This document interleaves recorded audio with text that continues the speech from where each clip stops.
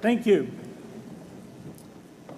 President Bach, former President Rudenstein, incoming President Faust, members of the Harvard Corporation and the Board of Overseers, members of the faculty, parents, and especially the graduates. I've been waiting more than 30 years to say this. Dad, I always told you I'd come back and get my degree.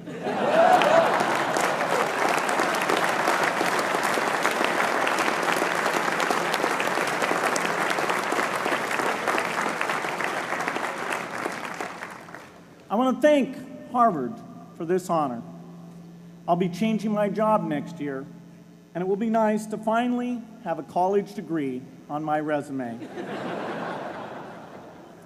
I applaud the graduates for taking a much more direct route to your degrees. For my part, I'm just happy that the Crimson called me Harvard's most successful dropout. I guess that makes me valedictorian of my own special class. I did the best of everyone who failed. But I also want to be recognized as the guy who got Steve Ballmer to drop out of business school.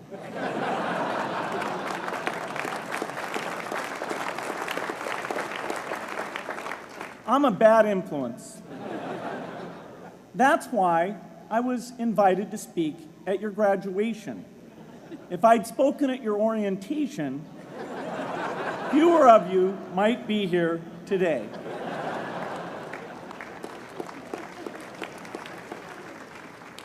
Harvard was a phenomenal experience for me. Academic life was fascinating. I used to sit in on lots of classes that I hadn't even signed up for. And dorm life was terrific. I lived up at Radcliffe in Currier House. There were always a lot of people in my dorm room late at night discussing things because everyone knew that I didn't worry about getting up in the morning. That's how I came to be the leader of the antisocial group. We clung to each other as a way of validating our rejection of all those social people. Radcliffe was a great place to live. There were more women up there, and most of the guys were math science types. The combination offered me the best odds, if you know what I mean. That's where I learned the sad lesson that improving your odds doesn't guarantee success. One of my biggest memories of Harvard came in January 1975, when I made a call from Currier House to a company in Albuquerque, New Mexico, that had begun making the world's first personal computer. I offered to sell them software. I worried they would realize I was just a student in a dorm and hang up on me. Instead, they said, "We're not quite ready. Come see us in a month," which was a good thing because we hadn't written the software yet. From that moment, I worked day and night on the extra credit project that marked the end of my college education and the beginning of a remarkable journey with Microsoft. What I remember above all about Harvard was being in the midst of so much energy and intelligence. It could be exhilarating, intimidating, sometimes even discouraging, but always challenging. It was an amazing privilege, and though I left early, I was transformed by my years at Harvard, the friendships I made, and the ideas I worked on. But taking a serious look back, I do have one big regret. I left Harvard with no real awareness of the awful inequities in the world, the appalling disparities of health and wealth and opportunity that condemn millions of people to lives of despair. I learned a lot here at Harvard about new ideas in economics and politics. I got great exposure to the advances being made in the sciences. But humanity's greatest advances are not in its discoveries, but in how those discoveries are applied to reduce inequity.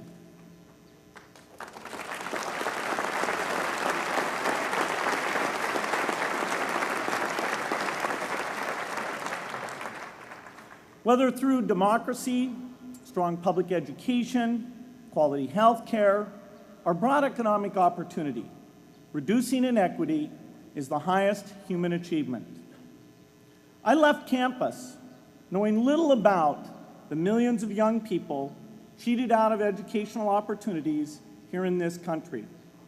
And I knew nothing about the millions of people living in unspeakable poverty and disease in developing countries.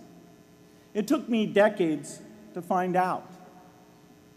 You graduates came to Harvard at a different time. You know more about the world's inequities than the classes that came before. In your years here, I hope you've had a chance to think about how, in this age of accelerating technology, we can finally take on these inequities and we can solve them.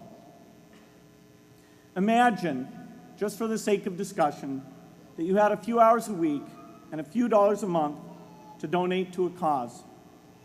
And you wanted to spend that time and money where it would have the greatest impact in saving and improving lives. Where would you spend it? For Melinda and I, the challenge is the same. How can we do the most good for the greatest number with the resources we have? During our discussions on this question, Melinda and I read an article about the millions of children who are dying every year in poor countries from diseases that we had long ago made harmless in this country: measles, malaria, pneumonia, hepatitis B, yellow fever. One disease that I had never heard of, rotavirus, was killing 500,000 children each year, none of them in the United States. We were shocked. We had assumed that if millions of children were dying and they could be saved, the world would make it a priority to discover and deliver the medicines to save them. But it did not. For under $1, there were interventions that could save lives that just weren't being delivered. If you believe that every life has equal value, it's revolting to learn that some lives are seen as worth saving and others are not. We said to ourselves, this can't be true, but if it is true, it deserves to be the priority of our giving. So we began our work in the same way anyone here would begin it. We asked, how could the world let these children die? The answer is simple and harsh. The market did not reward saving the lives of these children, and governments did not subsidize it. So the children died because their mothers and fathers had no power in the market and no voice in the system. But you and I have both. We can make market forces work better for the poor if we can develop a more creative capitalism. If we can stretch the reach of market forces so that more people can make a profit, or at least earn a living, serving people who are suffering from the great inequities. We can also press governments around the world to spend taxpayer money in ways that better reflect the values of the people who pay the taxes. If we can find approaches that meet the needs of the poor in ways that generate profits for business and votes for politicians, we will have found a sustainable way to reduce inequity in the world. Now, this task is open-ended. It can never be finished. But a conscious effort to answer this challenge can change the world. I'm optimistic that we can do this. But I talk to skeptics who claim there is no hope. They say, inequity has been with us since the beginning and will be with us until the end, because people just don't care. I completely disagree. I believe we have more caring than we know what to do with. All of us here in this yard, at one time or another, have seen human tragedies that broke our heart, and yet we did nothing, not because we didn't care, but because we didn't know what to do. If we had known how to help, we would have acted. The barrier to change is not too little caring. It is too much complexity. To turn caring into action, we need to see a problem, see a solution, and see the impact. But complexity blocks all three steps. Even with the advent of the internet and 24-hour news, it is still a complex enterprise to get people to truly see the problems. When an airplane crashes, officials immediately call a press conference. They promise to investigate, determine the cause, and prevent similar crashes in the future.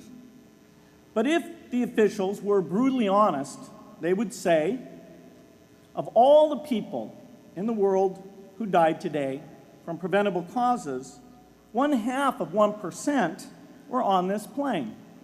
We're determined to do everything possible to solve the problem that took the lives of the 0.5%.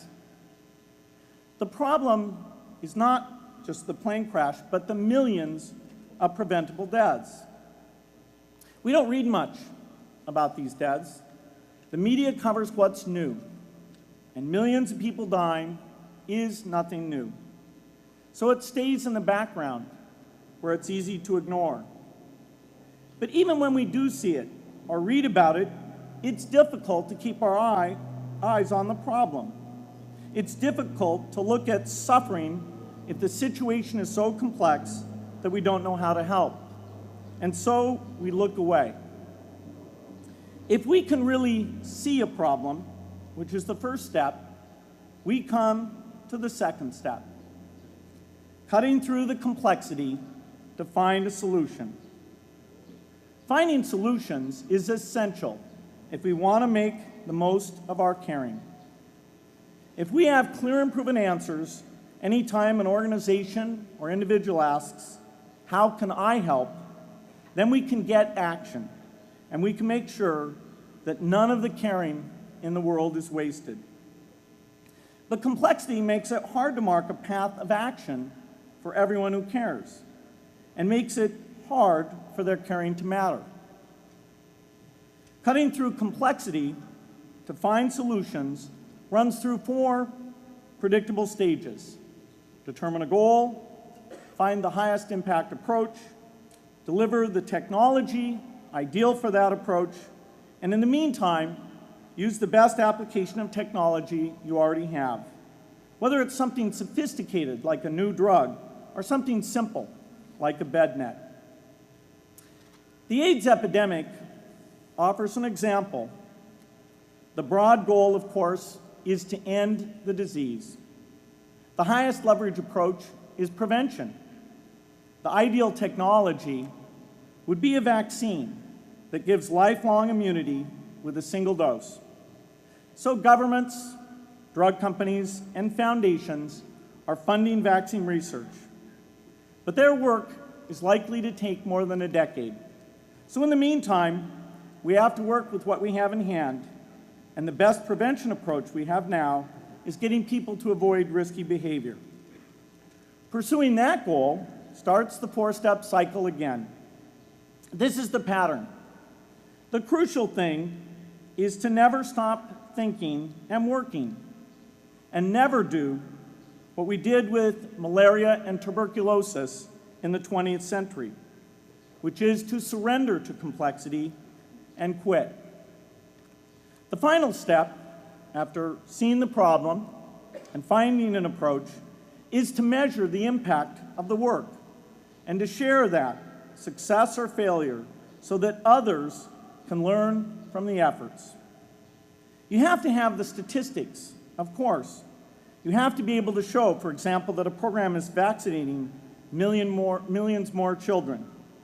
You have to be able to show, for example, a decline in the number of children dying from the diseases.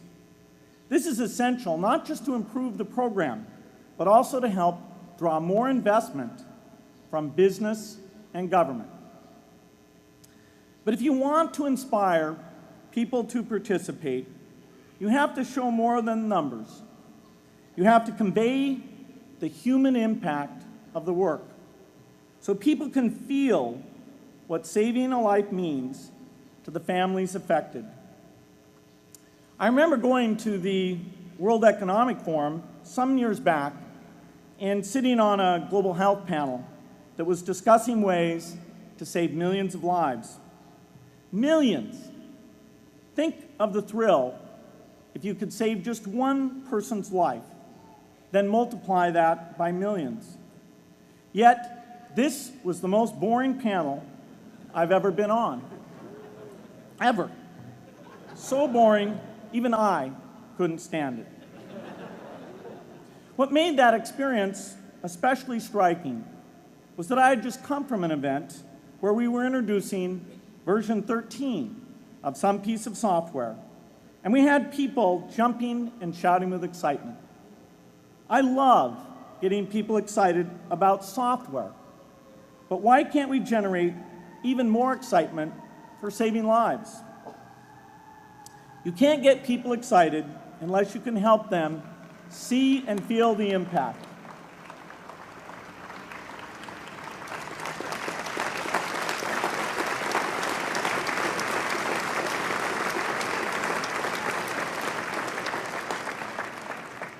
The way to do that is another complex question. Still, I'm optimistic.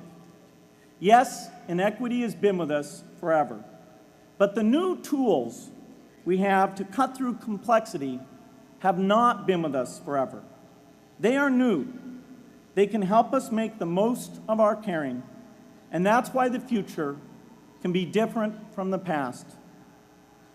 The defining and ongoing innovations of this age, biotechnology, the personal computer, and the internet, give us a chance we've never had before to end extreme poverty and end death from preventable disease.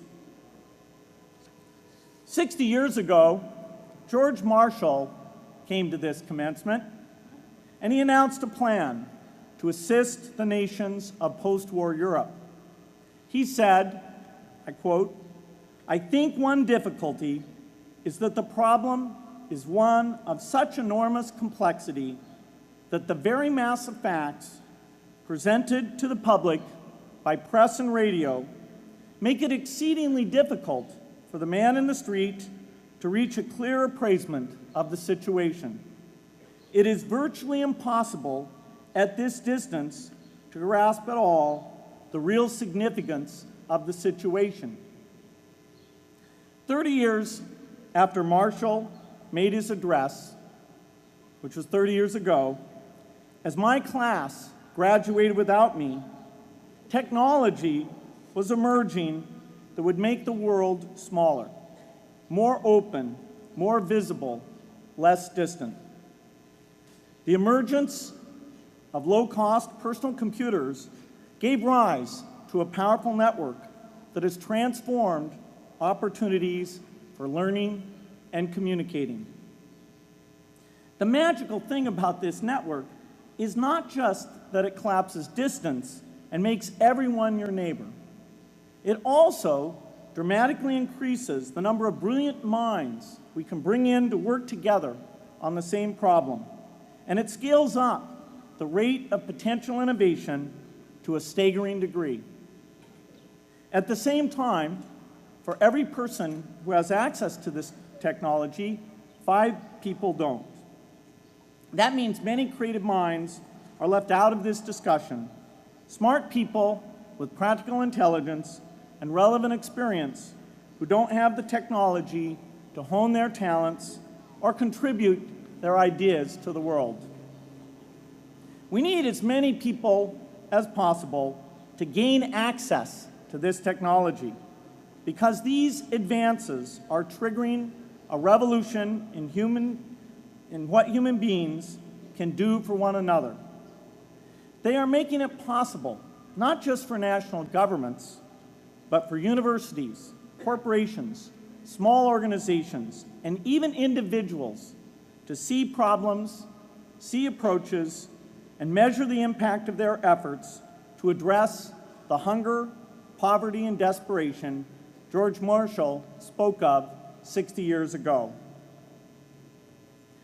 Members of the Harvard family, here in the yard is one of the great collections of intellectual talent in the world. For what purpose? There is no question that the faculty, the alumni, the students, and the benefactors of Harvard have used their power to improve the lives of people here and around the world. But can we do more? Can Harvard dedicate its intellect to improving the lives of people who will never even hear its name? Let me make a request of the deans and the professors, the intellectual leaders here at Harvard. As you hire new faculty, award tenure, review curriculum, and determine degree requirements, please ask yourself, should our best minds be more dedicated to solving our biggest problems? Should Harvard encourage its faculty to take on the world's worst inequities?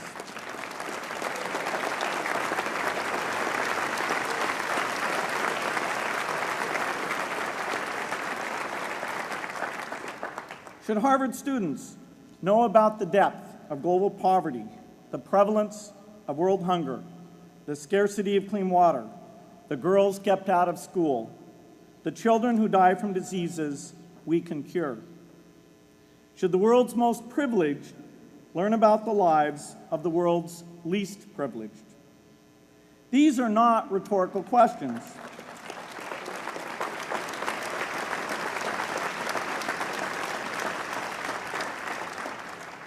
You will answer with your policies.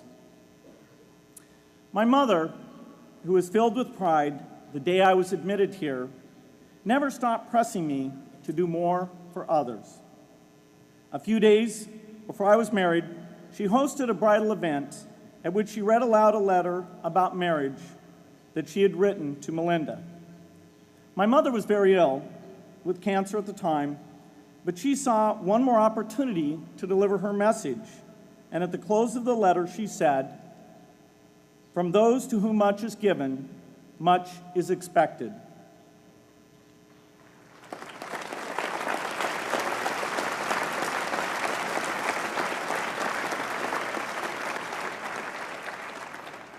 When you consider what those of us here in this yard have been given in talent, privilege, and opportunity, there is almost no limit to what the world has a right to expect from us.